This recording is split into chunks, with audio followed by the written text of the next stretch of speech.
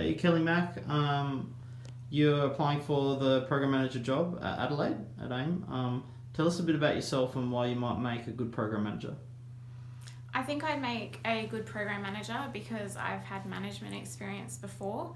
I've worked as a manager in retail, Hungry Jack's and Subway, so I am used to a management role. More importantly than that, I'm asking myself more and more what I want to do with my life, and I keep coming back to I want to help disadvantaged kids. And I was on a bit of a way out there path of becoming a photographer, and the last few weeks I'm like, how am I going to help kids? I don't think where I'm headed is in line with my true path. I don't think it's my purpose in life. And then out of nowhere, Brendan called me and said there was a position, did I want to apply for it? And I said to my husband, it's uncanny that this has presented itself and it's something that I want to do. I had a rough start, a pretty hard upbringing in Sydney. I moved 28 times in my youth, so I feel like I can relate to kids that have had rough starts, unstable homes, parents with substance abuse issues. But I also feel like education was very important for me. I was lucky that I had people around me that I could look up to and aspire to that made me think I don't have to be like everybody else around me in Mount Druitt where I grew up. I don't have to just think that this is all there is for me and I can't aspire to be more. I always liked learning and education, and now that I'm older, I think education is a really important thing in anybody's life to help them become their best selves. You're a mentor for Shiloh. Do you want to talk about how you connect with her and that relationship? So Shiloh and I crossed paths in Ballina, New South Wales. She was dating my cousin, which I call my brother Luke. He unfortunately has had substance abuse problems in the past, so she knows all about my upbringing.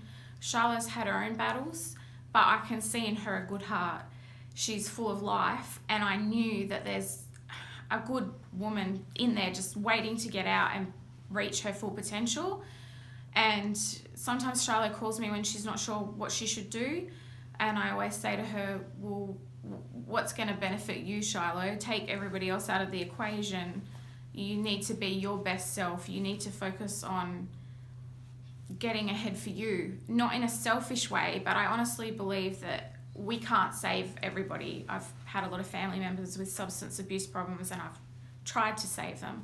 I don't think you can save anybody.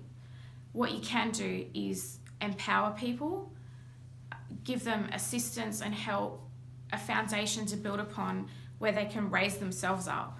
And people that are willing to work with you to raise themselves up are going to be far more successful than people that don't want help. And I don't think you can save anybody that doesn't want to be saved. But I do think there are a lot of people out there, especially kids, like when I was younger, that are hungry for education and more out of this life. And if they can look up to a mentor and say, hey, they had a rough start and look where they are now. I can do this too.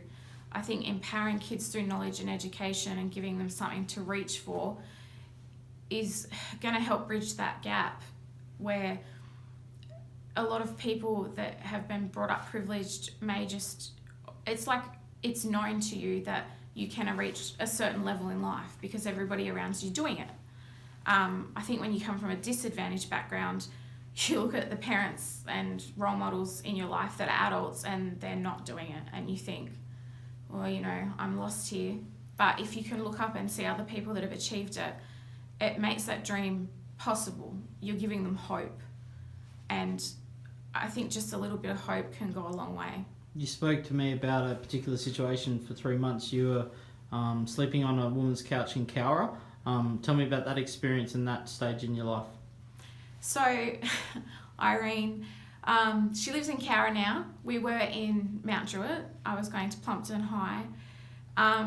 She touched me. She really did. She took me in when I was having a rough time. I bounced around with family members a lot because my mum was in and out of rehab and dad was nowhere to be seen. And my friend's mum was like, you can stay with us and go to school.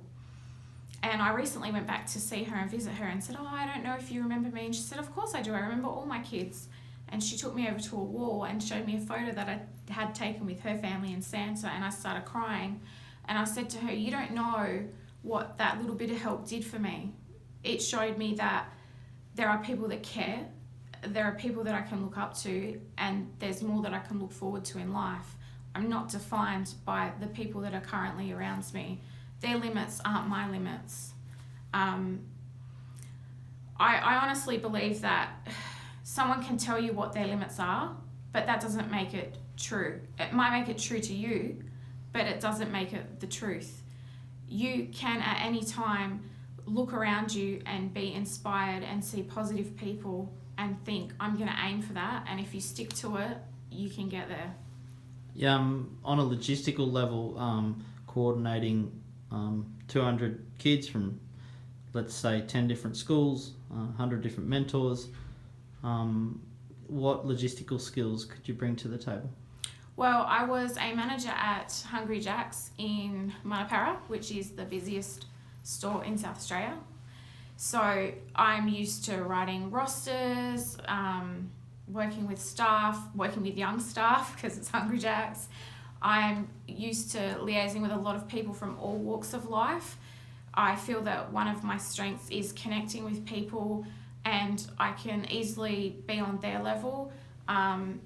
If I have to go into a board meeting with a CEO, I can talk to them on their level. If I have to work with kids at Hungry Jack's, I can talk to them on their level. And I think that's part of my upbringing, being so diverse, moving around a lot, having so many different jobs and so many different role models in my life. I feel like I can adapt to most things.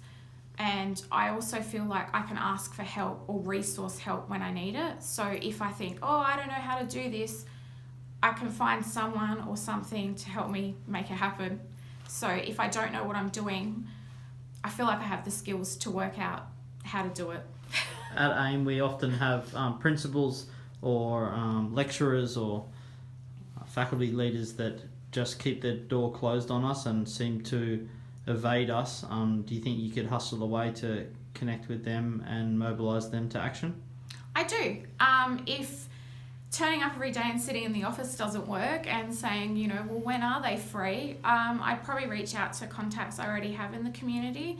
So I've worked with a lady that's done a lot of work on white ribbon work, domestic violence, but also disadvantaged children, foster care, adoption. She'd probably be my first point of contact, and I'd be like, hey, do you know any teachers? I know a few teachers. I've worked out who the current Board of Education Indigenous leader here is, and I'd be trying to reach out to her. I'd basically just look at my network that I currently have and start saying, how many steps away are you from this person that I need to get to? Because if I can use you to get where I need to go and have an introduction, I will. Sounds like a good plan. And mentors, how would you go about recruiting mentors? Cold recruiting. So I guess a lot of the mentors that you guys already have are in unis. My first point of contact would be uni students doing either psychology, social work, education, anything that's already working with children. Looking outside of that, then I'm going to start looking at community organisations that help children, social workers, anybody and anything that has anything to do with kids that want to help them. They're my target for mentors. Thanks so much for your time. It's been a delight to meet you and talk about it. You too.